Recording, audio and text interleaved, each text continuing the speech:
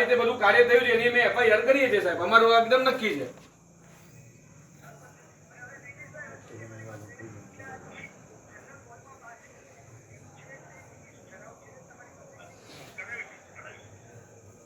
નહીં નેમિશભાઈ સાહેબ, આપને ઇન્ટરપ્ટ કરું છું સાહેબ. હા નેમિશભાઈ, અમારે ટ્રસ્ટી જોડે તો વાત કરવી જ છે, અમને ટ્રસ્ટી જોડે વાત થશે, નહીં તો અમે એફઆઈઆર કરવા જવાના જ છે. મતલબ તમે એનામાં બિલકુલ બી તમે એમ સમજતા નહીં કે આ વસ્તુ બહુ મોટી છે અને તમે એકદમ હળલતું ખોટું કર્યું છે. અમે નહીં આનામાં ઝૂકવાના નથી. તમારે ટ્રસ્ટીને અહીંયા બોલાવવા જ પડશે રાતના, નહીં તો એફઆઈઆર કરશું જ અમે, એ વસ્તુ નક્કી છે સાહેબ. હું આપની કદાચ આપને એમ લાગતું છે કે સાહેબ અપમાન કરું છું સાહેબ, જગતશેખર માસે પણ અહીંયા છે સાહેબ, બધાનો સૂર એક જ છે કે એફઆઈઆર કરવી જ છે સાહેબ. અને સાહેબ આ કઈ નાની વસ્તુ નથી ને કે ગલી કૂચીના કોઈ વસ્તુમાં ઘટના ઘટી ગઈ. આ તો શું છે સાહેબ, આનામાં પ્રશ્ન જ ન હોય ને સાહેબ.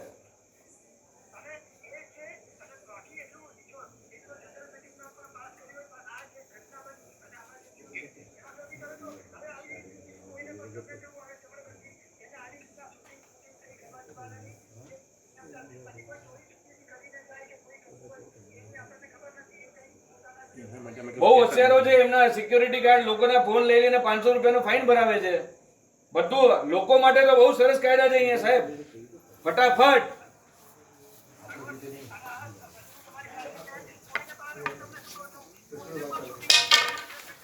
એટલે સાહેબ વાતનો સાર આ જ છે સાહેબ, અત્યારે કોઈ ટ્રસ્ટી તાત્કાલિક અમદાવાદથી અહીંયા આવે, આપણે રિટર્નમાં બાંયધરી આપે કે 24 કલાકની અંદર આ બધું કરશું, નહીં તો એફઆઈઆર કરવાની છે નક્કી છે. એટલે તમે નૈનેશભાઈ આગળની વાત કરો, આ બધી ચર્ચા થઈ ગઈ, બધાને બધી વસ્તુની ખબર પડી ગઈ. તમે હવે આગળની વાત કરો, ટ્રસ્ટી જોડે વાત કરે, ટ્રસ્ટી જોડે રૂબરૂ મુલાકાત કરાવી શકશો તમે 12 વાગ્યા સુધી, નહીં તો પછી અમે એફઆઈઆર કરવા માટે જઈએ સાહેબ. કેમ કે જુનાયેલા લેટરથી તમે વિડીયોગ્રાફી કરી છે, બિલકુલ બી આજે 5-6 મહિના પછી તમે એને વેલિડેટ ના કરી હોય તો અમે એની એફઆઈઆર કરવા માટે તો અમે લાયબલ છીએ. હા હા,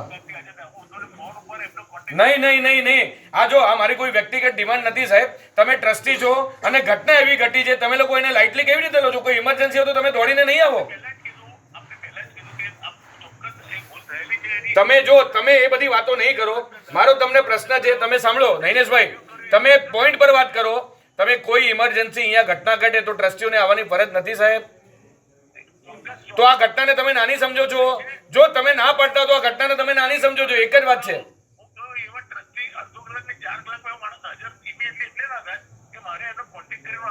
ને તો પછી તો મિચ્છામી દુક્કડમ, તો તમે જો તમને તમારા મેનેજમેન્ટનું બંધન છે, અમને અમારા શાસનનું બંધન છે, અમે ચલાવવાના નથી. એફઆઈઆર તો થશે જ સાહેબ. હા તો તમારું શાસન એક હોત તો તમે આટલું લગાવત જ નહીં સાહેબ. અત્યારે ટ્રસ્ટીને 25 ફોન તમે કરી નાખ્યા હોત.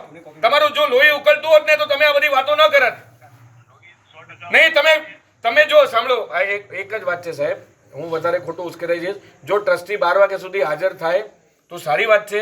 તમે મને હવે જો અત્યારે 8માં 10 કેમ છે, બરોબર છે ને, 8:15 વાગ્યા સુધી તમારો જવાબ મને આપી દો કે ટ્રસ્ટી કોઈ આવી શકે છે કે નહીં તો 8:15 વાગે અમે અહીંથી એફઆઈઆર કરવા માટે જઈએ છીએ. આ તમને અમે ડોટ કહી દીધું. તમારો કોન્ટેક્ટ થાય તો સારું, ન થયું તો સારું. અમે અમારા શાસનથી બંધાયેલા છે અને આ અપમાન દાદાનું થયું છે.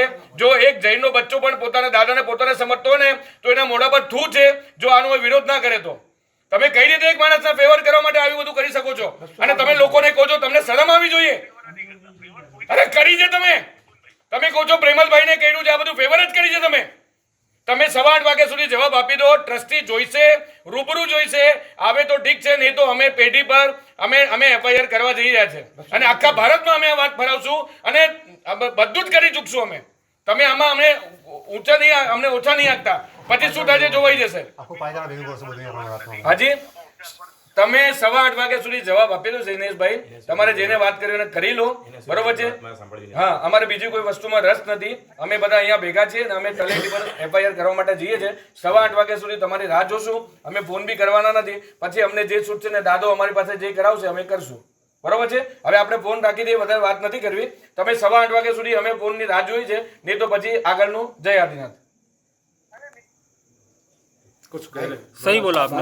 छोड़ दो अभी बात को खत्म.